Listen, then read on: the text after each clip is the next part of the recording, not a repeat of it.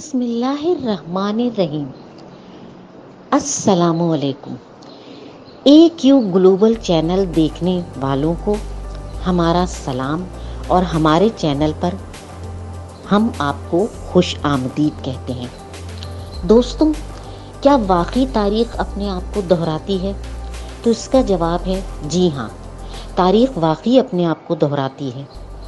और हमारी आज की इस पुरस्कार, हैरत अंगेज़ और बहुत ही दिलचस्प डॉक्यूमेंट्री में आप एक ऐसा ही मौजू देखने वाले हैं जिसके बाद यकीनन आपको भी यकीन आ जाएगा कि तारीख़ अपने आप को दोहराती है।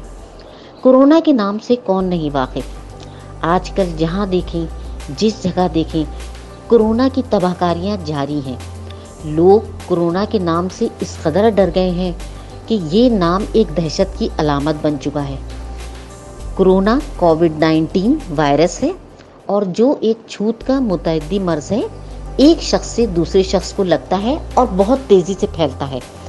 अब तक तकरीबन दुनिया में 155 मिलियन लोग इससे मुतासिर हो चुके हैं, जिनमें से 91.9 लोग सेहतयाब हो चुके हैं, जबकि 3.25 मिलियन लोग इसकी तबाहकारी से हलाक हो चुके हैं।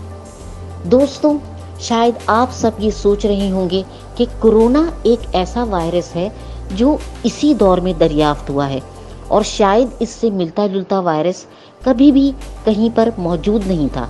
ये अब तक दरियाफ्त होने वाले वायरस में शायद सबसे ज़्यादा तबाहकुन है, लेकिन ऐसा नहीं है।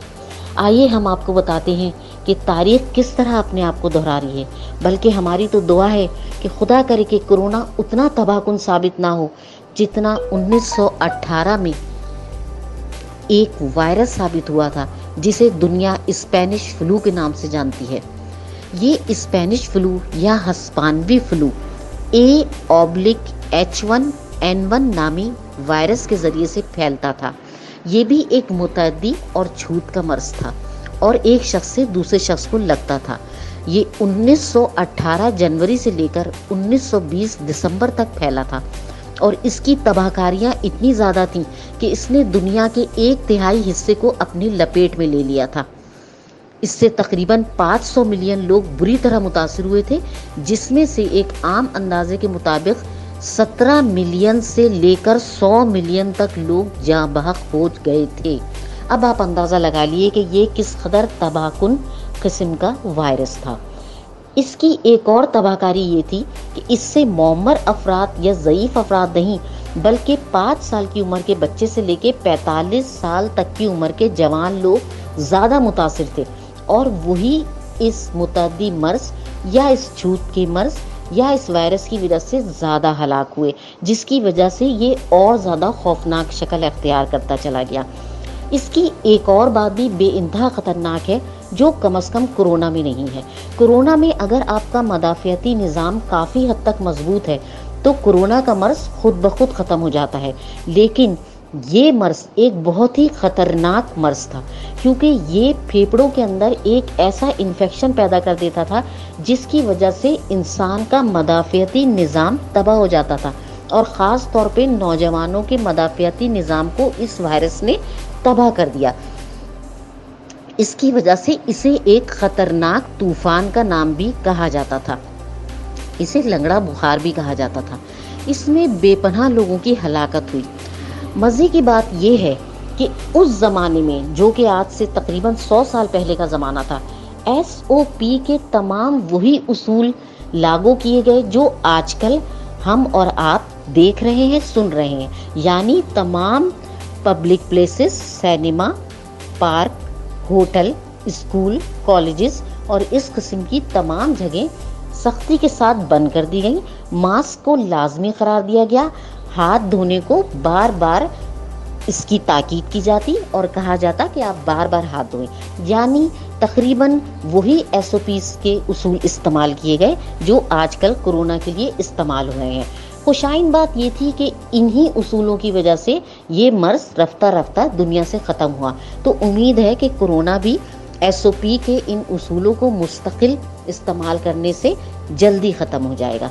यहाँ पर एक बात और बहुत ज़्यादा हैरानकुन है, और वो हैरानकुन बात ये है कि उस ज़माने में गो के ये मर्स स्पेनिश फ्लू के नाम से मशहूर था, लेकिन इसकी वजह ये थी कि हिस्पानवी अखबारात बहुत आज़ाद थे, जबकि जर्मनी, फ्रांस और दीगर यूरोप के इलाकों में अखबारात और मीडिया पर बहुत ज़्यादा पाबंदी थी, जिसकी वजह से ये वायरस वहाँ भी बहुत ज़्यादा फैला था।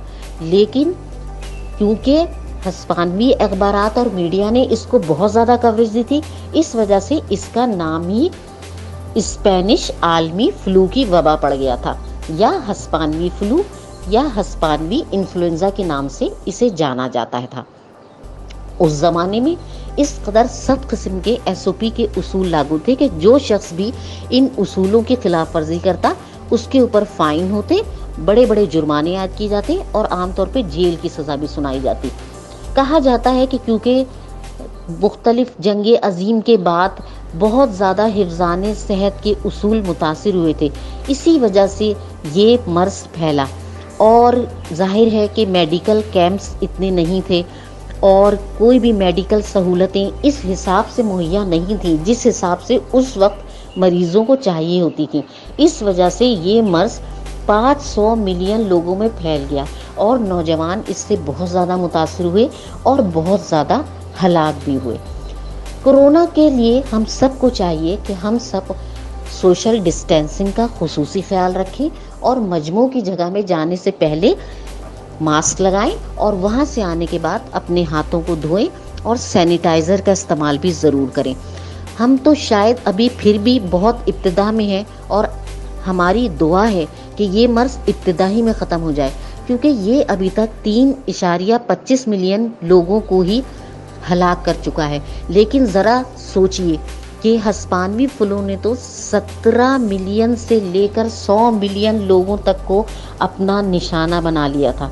तो खुदा न खास्ता हम ये तवक्को बिल्कुल भी नहीं रखते कि कोरोना का मर्ज भी अल्लाह ना करे दुनिया की 1/3 से ज़्यादा आबादी को अपनी लपेट में ले। इसके लिए हम सबको गवर्नमेंट के मुतय्यन शुदा उसूलों को बिल्कुल अपनाना चाहिए और अपना और अपने ख़ानदान का ख्याल रखना चाहिए।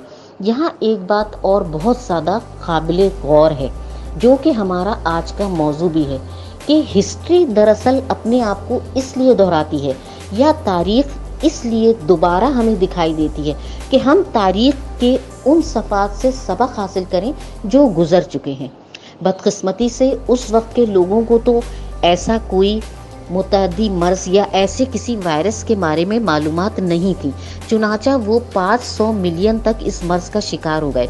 लेकिन हम खुशकिस्मत हैं कि हमें हिस्पानवी फ्लू के बारे में मुकम्मल मालूमात हासिल हैं और हमें ये भी मालूम है कि जब उन लोगों ने SOP के उसूलों को अपनाया और सोशल डिस्टेंसिंग रखी, मास्क का बाकायदा इस्तेमाल किया, हाथों और चेहरे को बार बार धोया, तो वो लोग बिलाखिर इस मर्ज से निकलने में कामयाब हो गए।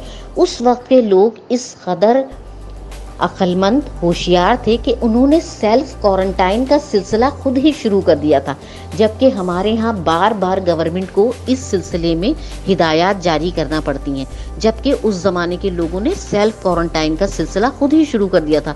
यानी अगर किसी मरीज़ में हिस्पानवी फ्लू के आसार पाए जाते तो वो खुद ही अपने आप को किसी कमरे में मुक़य्यद कर लेता था। तो हम जो कि खुशकिस्मत लोग हैं और हमारे सामने हिस्पानवी फ्लू की एक मिसाल मौजूद है, हमें चाहिए कि हम कोरोना वायरस से बचने के लिए और इस मर्ज को जड़ से ख़त्म करने के लिए ज़्यादा से ज़्यादा क्वारंटाइन और SOP के उसूलों को अपनाएं। और अब तो खुशकिस्मती से इसकी वैक्सीन भी आ चुकी है, चुनाचा हमारी यही आप सबको हिदायत है कि वैक्सीनेशन करवाएं और ज़्यादा से ज़्यादा इस किस्म के उसूलों को अपनाएं जिससे कोरोना हद से ज़्यादा सोसाइटी में ना फैल सके। आखिर में हम सब की दुआ है कि दुनिया भर की इस आलमी वबा को अल्लाह ताला हम सब से दूर फरमाए और हम सबको इससे महफूज फरमाए और आइंदा कभी भी दुनिया में इस किस्म की वबा ना फैले जिससे मिलियन लोग मुतासिर होते हैं और जिसके असरात शायद सैकड़ों सालों तक रहते हैं। अगर आपको हमारी ये काविश, हमारी ये वीडियो पसंद आई है तो please like and subscribe our channel. Thank you so much. अल्लाह हाफिज़।